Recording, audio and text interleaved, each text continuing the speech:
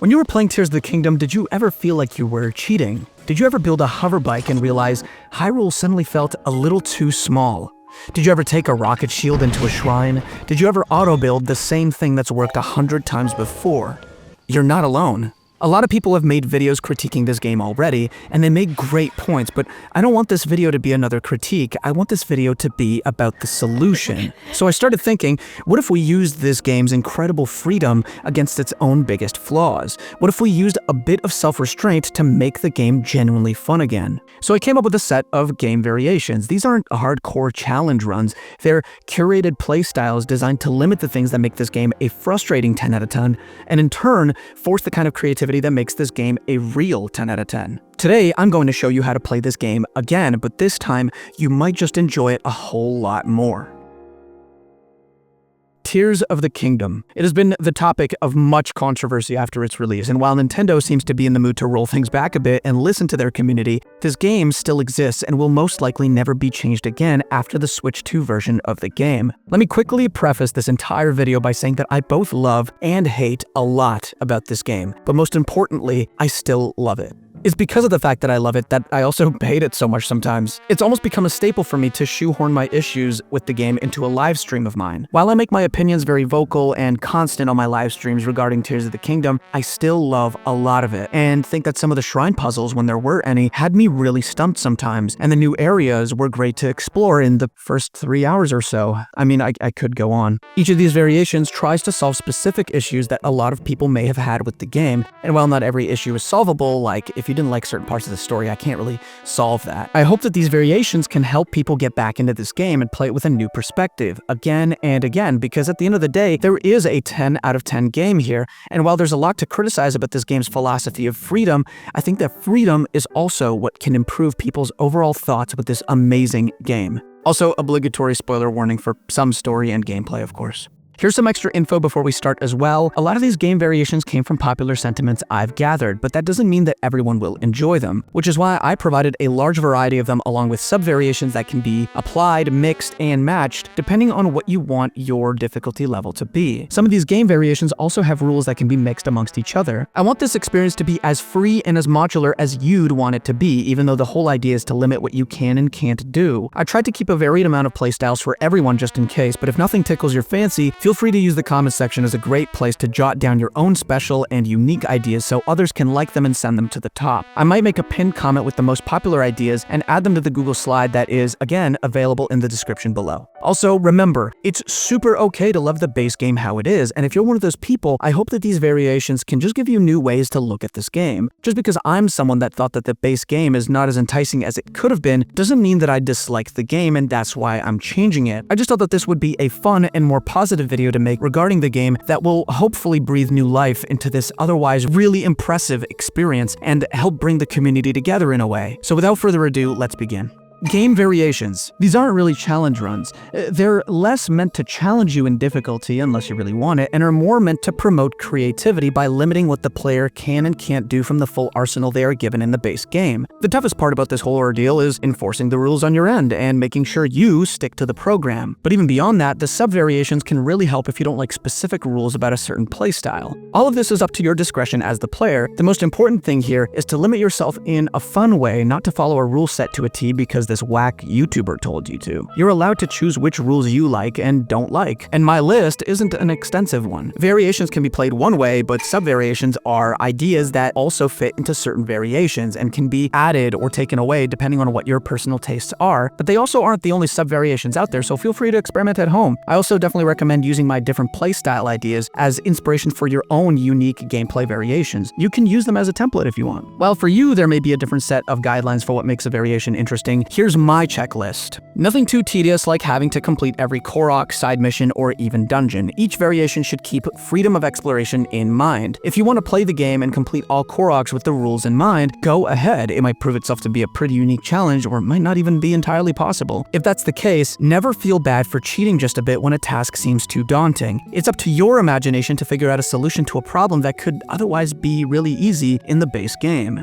Nothing that you have to go extremely out of your way not to do, like no climbing or no fighting enemies. Sometimes you can't help but have to do one or the other, and that should be okay. These are also things that are incredibly easy to accidentally do, and can make people feel frustrated when they accidentally climb walls when they shouldn't, or accidentally kill an enemy when they shouldn't according to their own rule set. The point is to limit the freedom to make the game more interesting, but not limit the creativity that could come from those limitations. We want our player to be less free, which in turn promotes that creativity and allows it to shine more. So the rule of thumb here is we can limit the actions the player can take, not the places they can go. If possible, each of the rules for each variation can be used interchangeably with others if they don't work against each other, like all sages and no sages, because those two work against each other. Some sub-variations I provide do actually conflict with each other, and that's because I want people to add or take away difficulty and have the freedom to really tune each individual playstyle to their own personal tastes. And again, if I missed a sub-variation that you personally think is perfect for a certain variation, feel free to add it in yourself. You can always make a copy of the Google Slides at any time. I think for basic rules, that's about it. Optionally, you can also get a save from the end of the Great Sky Island, so you could just begin there, since the bulk of the fun comes from the exploration of the larger world. But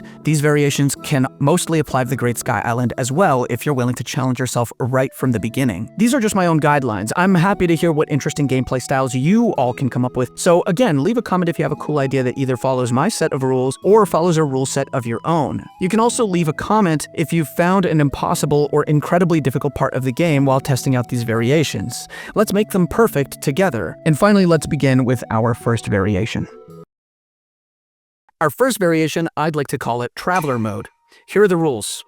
No auto build, since it makes building custom contraptions much more engaging when removing the item that just lets you, boom, build stuff whenever, and make some really cheaty solutions from within dungeons as well. Next up is no champion spirits allowed. This means if your champion looks like this, that's okay. But if your champion looks all blue and stuff, sorry, not allowed. This is because sages can be a bit obstructive and can oftentimes provide advantages that can trivialize certain obstacles in the free world, like combat and movement as well. This next one is really interesting. Fast travel requires you to throw out one large zonai charge at your discretion. This is so that the player is forced to make more active decisions when traveling from one point to another, and to make it a more expensive decision to quickly make it from one side of the map to another, hence the name of the variation being Traveler Mode. This can also promote really taking a look at the little details, talking to vendors on the road, having to build certain vehicles to get to places, and definitely finding more combat encounters. Korok seeds, if that strikes you as something fun to do, and the signpost quests littered around Hyrule. If you don't have a large zonai charge, sorry, you can't fast travel, and you have to wait until you stock up a bit more on them. The last big rule here is that you must use shrine parts to complete shrine puzzles. Now what does this mean? This means you're not allowed to fuse zonai devices onto your shields, bows, and weapons to make your way through a shrine. You also aren't allowed to use bomb arrows and other useful fuses that can cut down on shrine puzzle time unless those are things that are available within the shrine. You must use the items that you are provided from the shrine and the zonai abilities at your disposal. If you see fire fruit in a shrine, go ahead and use as many as you'd like. Otherwise, if you don't see fire fruit, sorry, you can't really set things on fire in here. If you reach a certain point where you do need to use an item from outside of a shrine for any reason inside of a shrine, go ahead as well. Again, you're allowed to cheat just a little bit to make ends meet. If you prevent yourself from using Recall, Ascend, and Ultra Hand simultaneously, the shrines become a lot more fun to go through. You generally find yourself thinking about the puzzle right in front of you. And that's it for the variations. This entire mode was heavily inspired by the time I had with Dragon's Dogma. It fascinated me that that game was so engaging on so many levels, and it was because I was forced to make active decisions about where to travel to, and how I was memorizing the world as I went because I was so actively paying attention to the roads I was taking. It wasn't a perfect experience, but it definitely helped me get lost in the world and think of it as more of an experience I was a part of rather than just some open world game I was playing. Dragon's Dogma was my original inspiration for this entire video, since in that segment that I made about it in my March video, which you should definitely watch, I tried the no fast travel rule for myself in Tears of the Kingdom for just a little bit, and I had a lot of unexpected fun just walking, making vehicles, and taking my horse on rides across Hyrule because there were always combat encounters along the way, amazing views, interesting hurdles to overcome, and combining it with the no auto build rule makes it an active challenge challenge to traverse the various landscapes this game has to offer. If you love making hoverbikes, good luck farming Zonite for fans, because when you run out, and eventually you will, what are you gonna do? Hoverbike over to a dispenser? You're fresh out of fans or steering sticks. Oh, you'll just fast travel there. Well, I mean, you'd better hope that you have the large Zonite charges to do that. It was super interesting making my way down to the depths and realizing I had to spend some time down here until I found one of the rare ascension points spread across this dark underworld. When I finally found one, I felt so happy knowing I'm out of the depths and can now explore a more lush landscape above once again, since it took me a while to find an ascension point. The large Zonite rule also really mirrored the way that Dragon's Dogma does have a way to fast travel. It's just rare to come across, and it seems like it should only be used sparingly. Let's not forget that each of these modes has sub-variations as well, so here are the ones that I could come up with that either alter or add to the experience of Traveler mode. No fast travel at all is the first one for the diehard people that want to challenge themselves to further interact with the world. This means your playthrough of this game might be incredibly long, so be wary of that. Next up is only being allowed to fast travel to Skyview Towers. This one is interesting since the locations to which you can fast travel to are massively decreased and force you to take a more scenic route to wherever it is that you want to go. This can optionally be combined with the large Zonite charge penalty for a truly unique and difficult fast travel experience that limits your ability to traverse Hyrule as precisely as you may want, and at a less frequent time, which promotes the use of vehicles and transportation more, as well as more active thinking of how you'll be getting from point A to point B.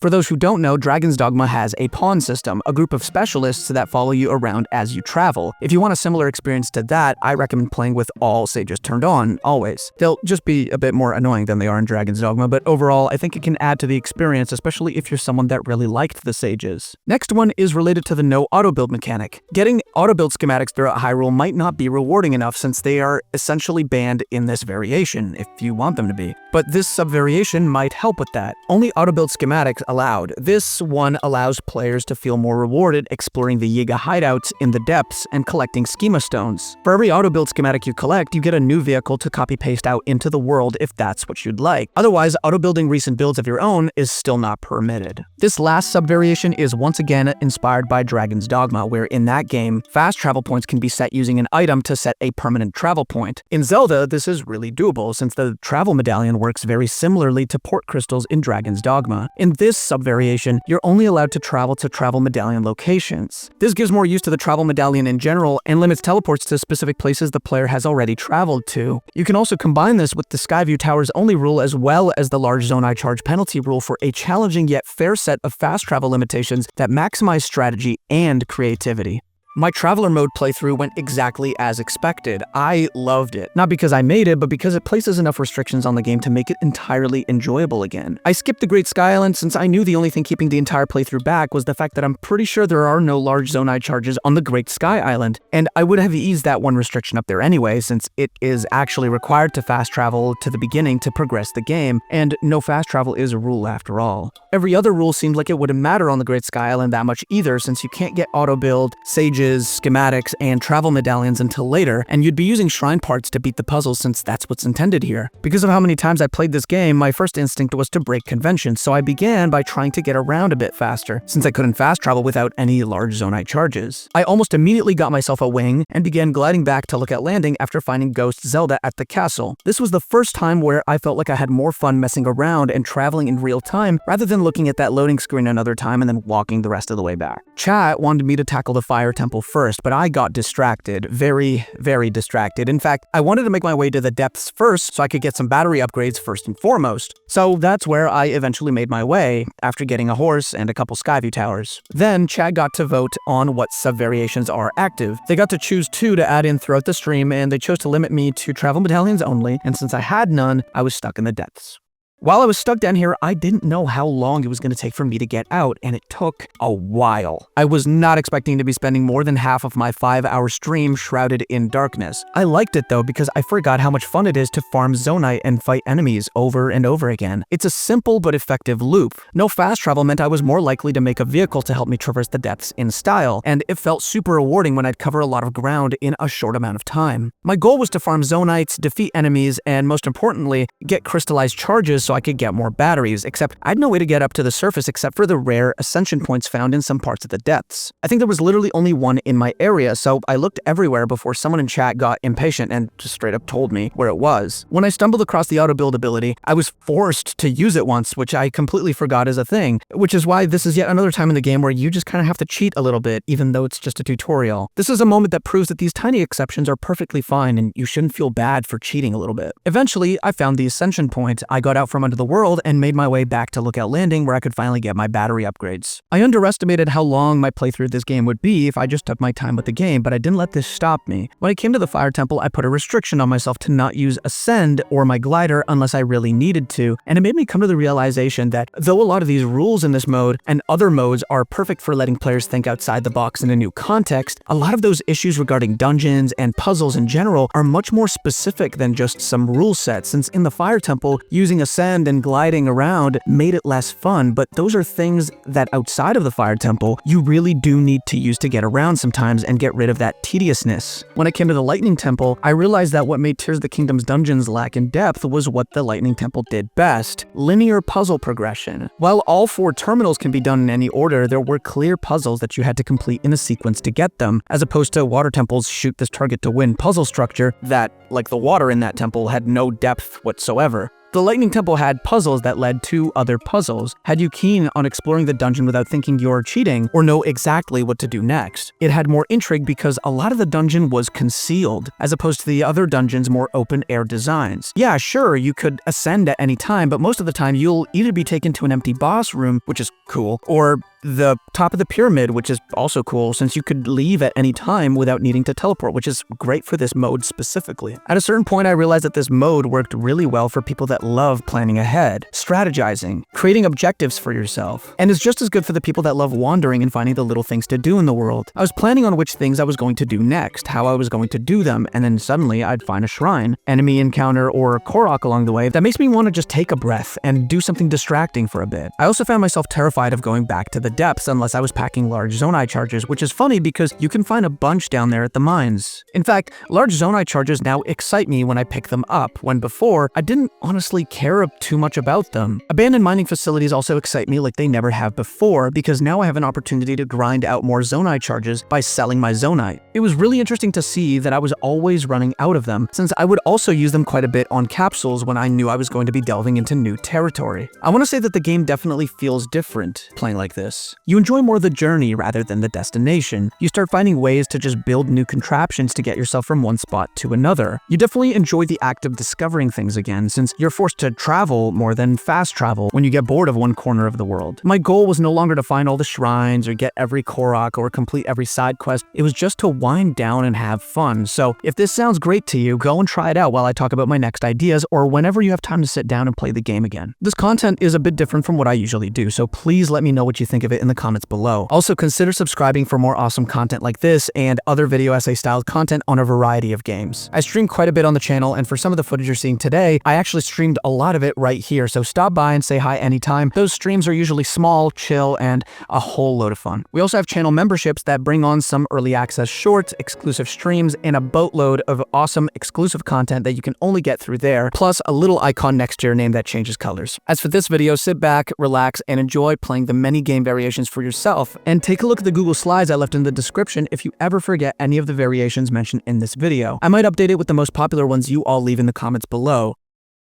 It's finally time for the second variation of Tears of the Kingdom. This one is really interesting since it puts the emphasis more on building and using the building mechanic as much as possible. Introducing Engineer Mode. Fused items are not allowed in combat. This means if you find a decayed sword or a stick, you can use that to fight monsters, but otherwise, if you find a fused item, you are not allowed to use it in combat. In fact, if you hear any kind of battle theme, you have to switch immediately to an unfused item. At first, when designing this mode, it felt like it would be super frustrating not being allowed to use any weapons at all. Sometimes you're required to use weapons in shrines and various challenges, so I just made it so that you're forced to deal less damage than normal way, while the main damage dealing methods come later. This also comes with a weird but interesting side effect of making pure weapons found in the depths much more necessary to keep up with close encounters. Just to be extra clear, you're still allowed to use bows and shields. The next rule is simple. You're only allowed to use Yunobo and Minoru as sages, and I'll get into more detail as to why right after I tell you the next rule. In engineer mode, you probably already guessed, but you have to use builds to deal damage. In the last couple of trailers, it was shown that you could make some crazy machines, but in the base game,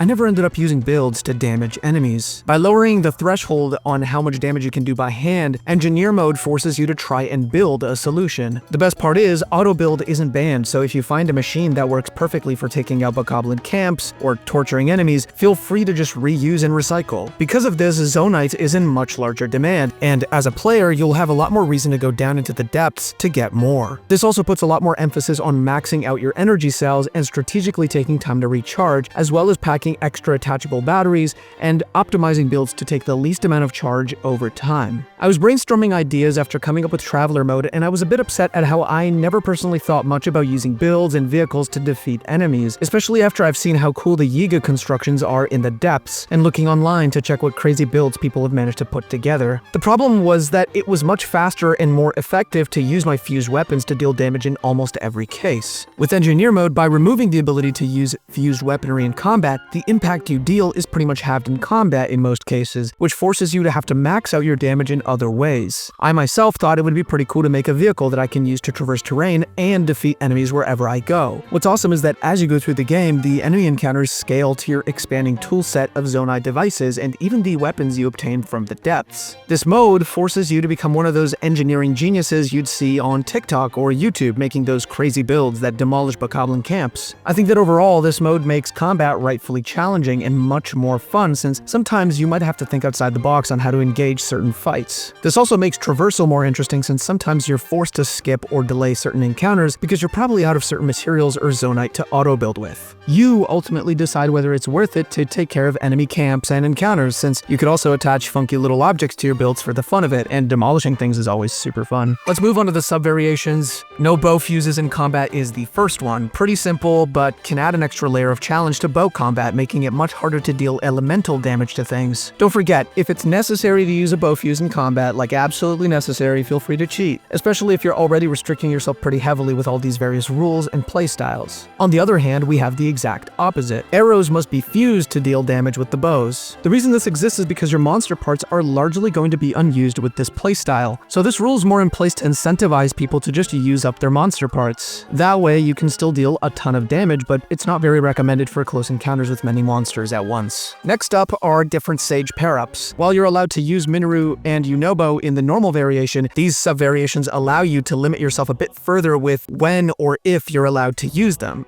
I don't really have a great name for it, but Minoru/Yunobo not allowed or only allowed after their respective upgrades. This is also something that makes collecting the sage upgrades more fun. It makes sense that as a player, you would have to build up to having sages be used for your advantage, and having it locked behind the vow upgrades would make exploration more rewarding and enjoyable in the Sky Islands, and also bump back the timeline a bit, so to speak, so you can only use them in the later game after having done most of the story content, if that's what you want to do. Having a cannon on your builds or an OK mech that can deal damage and fuse materials to itself is pretty awesome, but maybe some people might want to remove that possibility altogether and just rely on their own builds to deal damage, which is why I thought this would be a great option to add in. The next one ups the challenge of how recharging and optimizing your build is gonna go. No Zonite charges allowed for recharges, so you won't have access to the one resource you need to recharge your batteries when you run out, which thus promotes even further strategizing, a whole lot more trial and error, and double the emphasis on finding crystallized charges out in the world. Whether you're allowed to use Zonite battery attachments on your builds is up to you. The last rule I could think of was no auto build, again, and optionally schematics only. For the players that have more patience to do engineer mode without the use of auto build, this extra rule is for you. The dynamic this would introduce is a much higher level of experimentation, since you can't just keep making the same machine over and over again, since you might not have the devices to just keep remaking the same thing. This also means that Zonite does not get depleted at the same rate it would have without this rule, but Getting Zonai charges will be much more of a priority since using device dispensers will be much more of a requirement than ever. I think it would be fair to say that this mode in its entirety does really challenge you to collect a lot of the game's resources, and what better way to do that than to explore the world with your vehicles of mass destruction just to find them. If no auto build is too much of a hassle, just allow yourself to use schematics only, so that way you can get some nice inspiration for future vehicles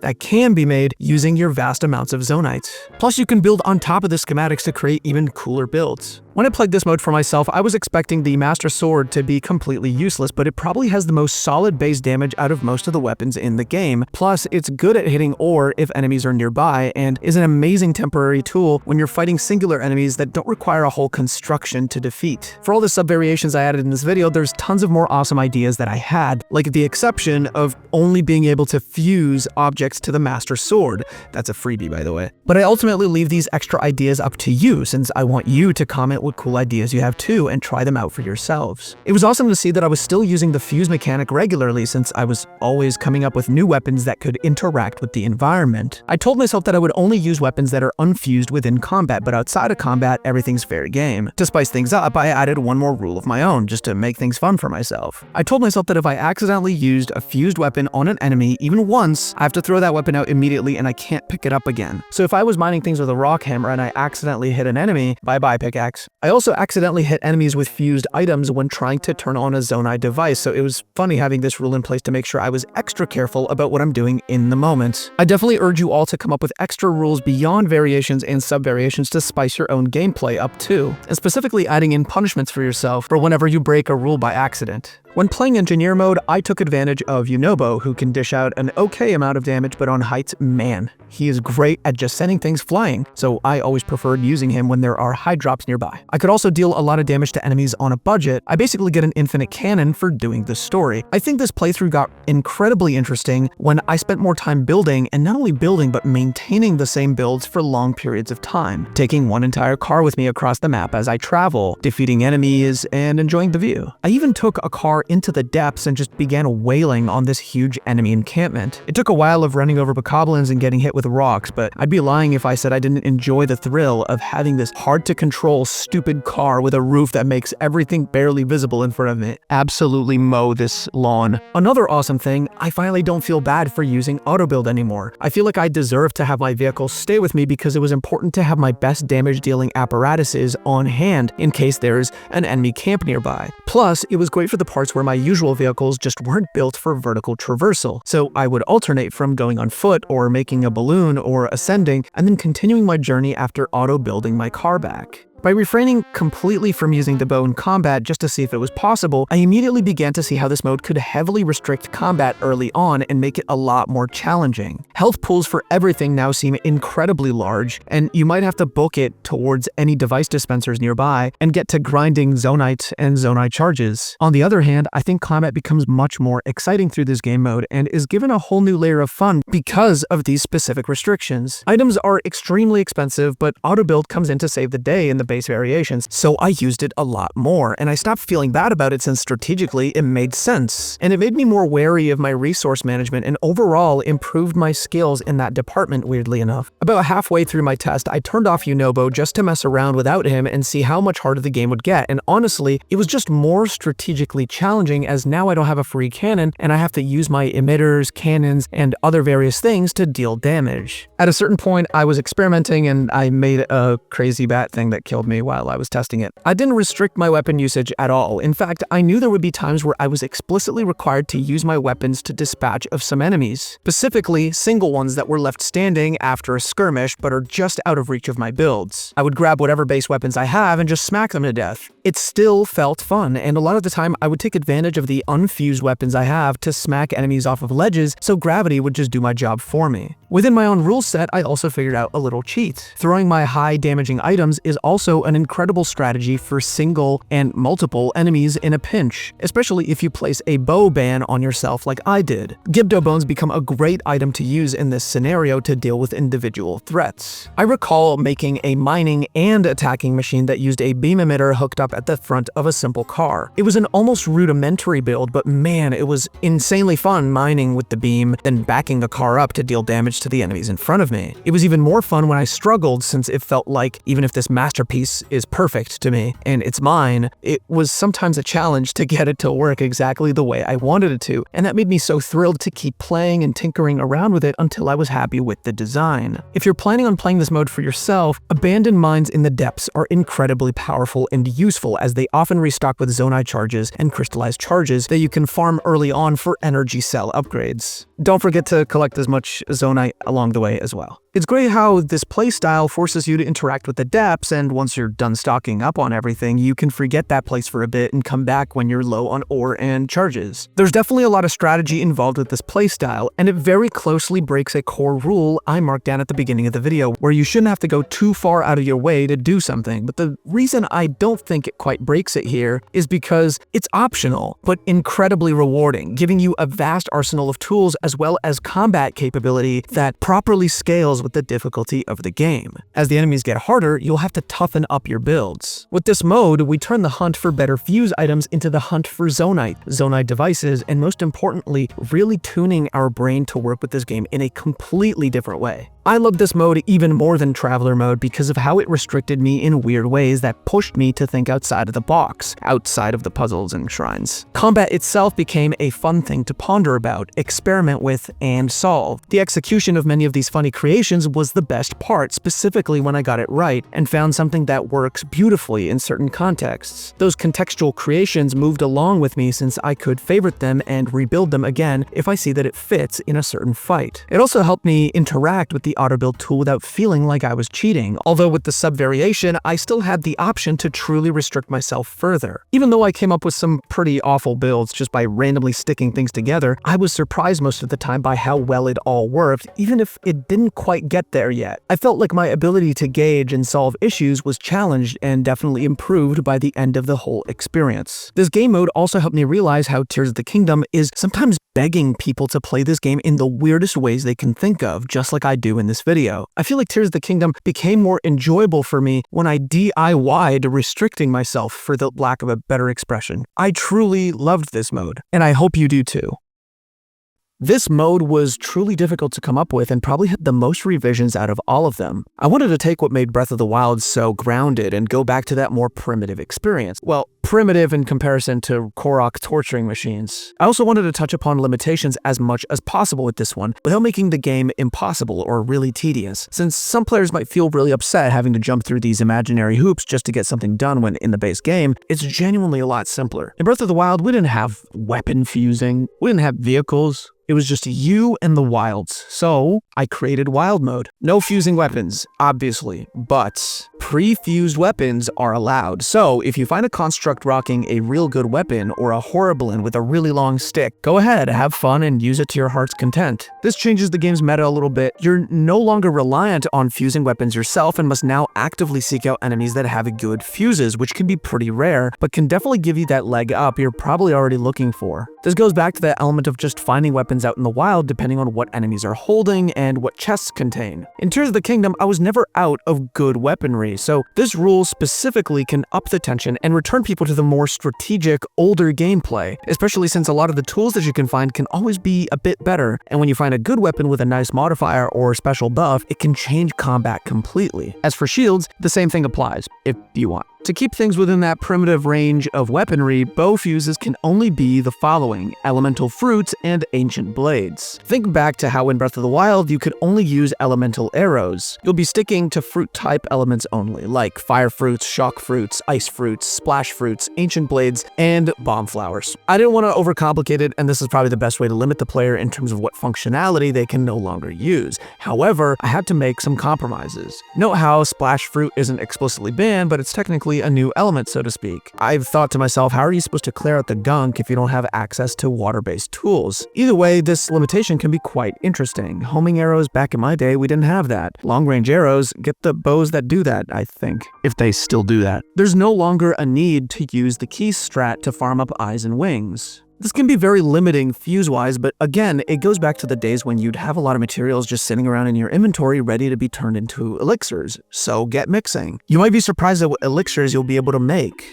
At times when you're supposed to use a specific bow fuse in the game, that will not be restricted, but only for those moments. There have to be little exceptions like this since we're working with such a large world here. It's incredibly possible that some of these rules may need to be broken one day or the other. The last big rule for wild mode is no Zonai devices allowed if they're in your inventory. If Zonai devices are lying around, however, feel free to use those since otherwise you're pretty limited in how to get to the highest of Sky Islands, traverse the depths, complete dungeons, and even get a minecart through this cave area at the beginning of the game. In fact, I think I got real lucky when making this specific rule work since a lot of spare parts are thankfully spread around Hyrule in some contextually relevant spots. Oh, and no auto build because being able to build an elaborate death machine was not anywhere remotely possible in Breath of the Wild. I doubt that it was even conceivable as a gameplay mechanic back then. As much as I wanted to make this a very Breath of the Wild experience, this is the best I could honestly do while keeping player freedom in mind and not making things too complicated. This mode was incredibly fun and challenging to make. It makes the more grounded experience of the previous game really stand out since now you have to travel around this world at scale. What do I mean by that? Well, one of the biggest opinions I've heard about this game was that the world seemed smaller than Breath of the Wild's because of the sheer speed of some of the flying vehicles like hoverbikes and yeah, that's about it. Not being able to just take Zonai devices out of your inventory severely limits, doesn't completely mitigate, but limits the amount of hoverbiking action you'll see out of this game, meaning you'll have to make some better vehicles with the objects lying around and take your time to explore the world at a slower but much more engaging pace. The weaponry limitations increase players' engagement with enemy combat by making more active decisions on whether they should engage, depending on what weapons the enemies have. The arsenal isn't limited, Fuse is just less usable, and as a result, the meta changes focus towards extrinsic exploration and a need for tighter strategic planning from players. I think we're forgetting something though.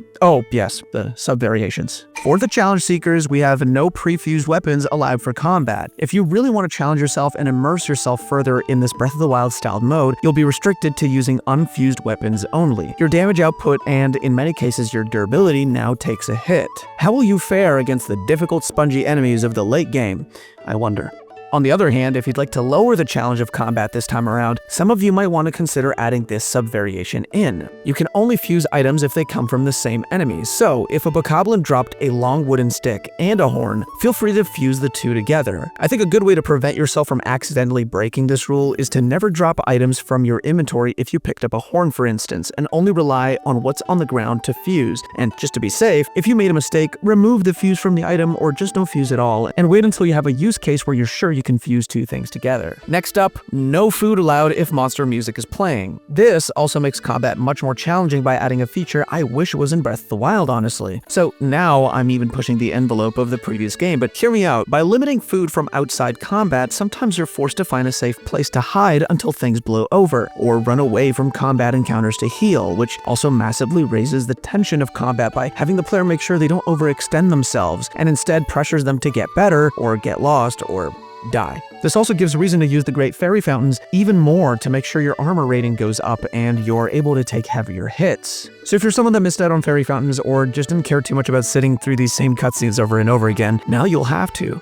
Hooray. Next are some sub-variations catered to the bow fusing restrictions I placed earlier. We've got monster horns as a rule. Before, you're prevented from getting that useful damage boost from horns on your arrows, as well as stronger elemental arrows. And with this rule, now you can. And another rule I have is that you can use any elemental fuses instead of just fruits. So not only can you use any elemental horns, but you can also use choo-choo jelly, dragon horns, and elemental ores to help you on your journey. So you could try these two rules if you feel too challenged by the restrictions placed on you with the bow fusing rules. As sad as it seems to not have 100% predefined rules, remember that this is just as much your adventure as it was mine, and it's a nice exercise to try and fill in the blanks yourself before you try these self-imposed rules all the way through. Some of these rules are also really hard to remember off the top of your head, so I really do suggest keeping the Google Slides in the description open and readily available to double check on a phone or a second screen nearby. You could also write it down in a notebook if you want. If you've been on a more comprehensive run like Wild Mode for a while, you'll be surprised how quickly you'll pick up on the rules and just know what to do in any given moment. From the outset, this mode seemed like the most restrictive and comprehensively challenging overall, which made me feel discouraged about adding it into this video. However, after testing it out myself and just trusting the process, I found that this mode is just as unique and fun as the other modes, but in its own cool way. It's definitely a lot more challenging than the others, not only through combat, which is heavily impacted by your ability to check every nook and cranny, chest, and enemy encounter for those awesome fuses. There was this one time where I wanted to reach the Teardrop Island near Zora's domain, and there was a balloon just hanging around, and a platform as well. All I was missing was something to create heat. I looked around as best as I could, and sadly I couldn't find a flame emitter or a torch at all. I thought that maybe I could come back if I came across a torch somewhere later, but I really wanted to get up there right now, so I began experimenting. I thought to myself that using the materials in my inventory, I could create a source of fire under the balloon, and for the first time ever, I had used random items from my inventory to just put together a fire for a hot air balloon. Something I didn't originally think would even work, but it just did. That's when I sighed a breath of wild relief.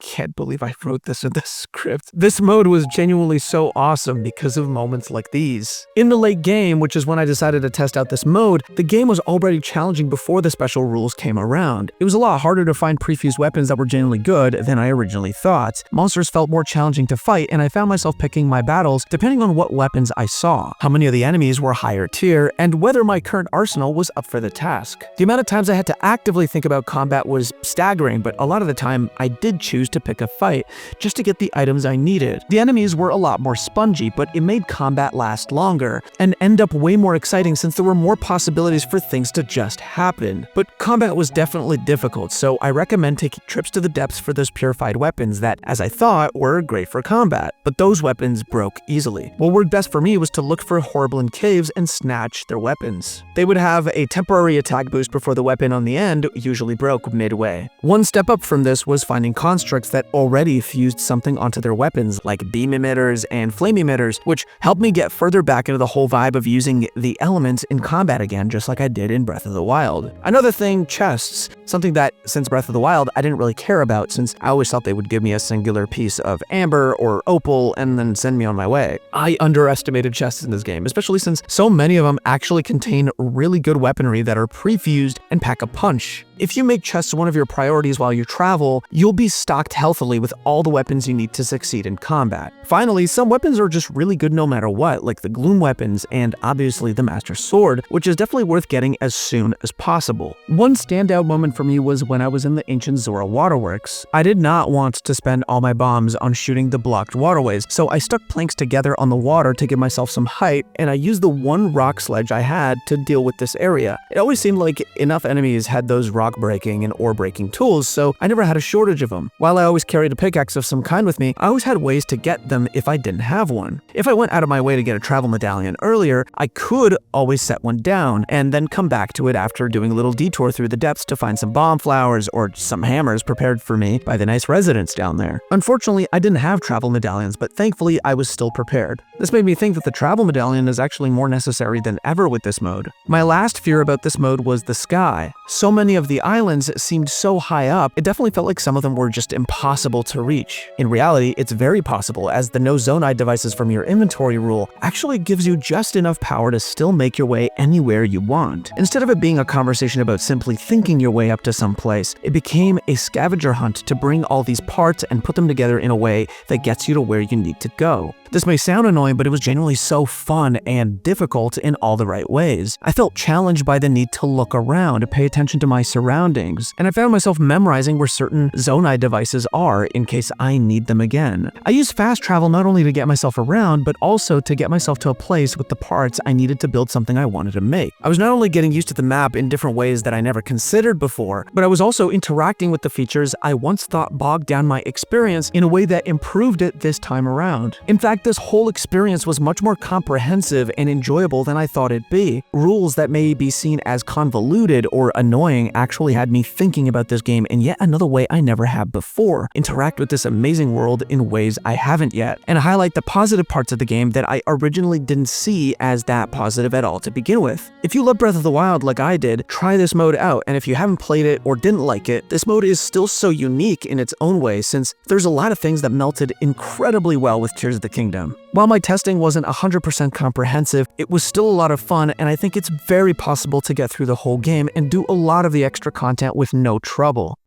That's the first 3 game styles complete. I hope that you've enjoyed this video so far and that these ideas have at least gotten you feeling a bit inspired to play this awesome game again. We're almost done here, but I'd like to thank you for your support and ask that you subscribe for more awesome content like this if you haven't already. The next video coming up will most likely be about my thoughts on Hollow Knight Silksong, so if you'd like to watch something like that, come back around again. If not, I cover a variety of topics on the channel, usually lengthy video essays about games and also one-off videos like this one here where I just do something fun. I also stream pretty often on the channel and host a ton of fun events you can participate in, so turn on that bell to stay notified for when something exciting's happening. Finally, let's move on to the next mode, which takes inspiration from an already existent mod and takes advantage of a couple resources available to you for free on the internet. Goal mode. Before fighting Ganon, you must complete an X amount of goals. To get goals, we have tons of different ways that we'll be tackling right now. This one is probably the most restrictive gameplay style, as it actually requires you to complete tasks in the world while you explore it as freely as you want. The simplest way to play goal mode is to look at Tears of the Kingdom randomizer streams and copy down the goals they use depending on if it fits your difficulty level or not. This is extremely rudimentary and very limiting since you might not find a set of goals that works best for you, but you get to interact with people's streams, so that's a good way to find some new content creators to follow. You can always come up with goals yourself, but that's not going to be fun for everyone. For some, the fun comes from challenging yourself with the randomized nature of the goals and being surprised by the goals you are given. If you'd prefer to plan out your goals, this is perfect for you since you can also personally define what goals you're comfortable achieving or would rather avoid doing, like getting every Korok or getting 999 pieces of Zonite or taking a picture of a dog in every stable in the game. I kept looking and found a website through certain channels that a lot of high-quality live streamers have already used in various challenges and races. Using lockout.live, you can generate a set of goals to get done in the game, and you can do it really quickly too. Just set up a size, objective difficulty, modifiers that can be used, especially if you're hoping to use this in a multiplayer setting or are willing to put in some custom rule sets, and you can share your boards live with other people. I'm not sponsored, but playing around with the tools this website brings is just such good fun that I can't help but show it off here. There's a bingo mode where you can either complete the whole board or try to complete a straight line of goals. There's a rush mode where you get 3 random goals, and if you complete one, you get 3 more goals, one of which you have to complete, rinse and repeat until your time is up. The last mode they have is Ascend, which has you climbing a board from the bottom to the top, completing goals and revealing adjacent tiles on your way to the top. So many different playstyles, and I heavily recommend them all. They fit directly into what makes goal mode so fun. Lastly, you can use one more widely available trick to play goal mode at home: AI. Now, my feelings on AI are complicated, and I share many of the same concerns people have about its impact. However, for this specific challenge, creating a unique randomized set of goals for a playthrough, it's the one tool that worked the best and fit my every needs as a player personally. I've engineered a specific prompt for the first time ever to get high quality goals similar to the popular Tears of the Kingdom randomizer by YQteru and dropped it in the description for you. Don't forget to have a conversation with it because that is what yields the best results.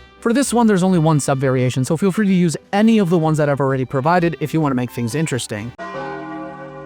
So you're forced to hit your goals without dying once. This sub-variation was created with challenge in mind. The best part about it is how open-ended it is. Do you want to introduce a life system where you die a certain amount of times before you reset? Do you restrict the whole game or reshuffle your goals, or both? It's ultimately up to you, and it's a great challenge for seasoned Zelda veterans who just want to have a unique goal mode-based experience that almost turns this game into a roguelike. Kinda.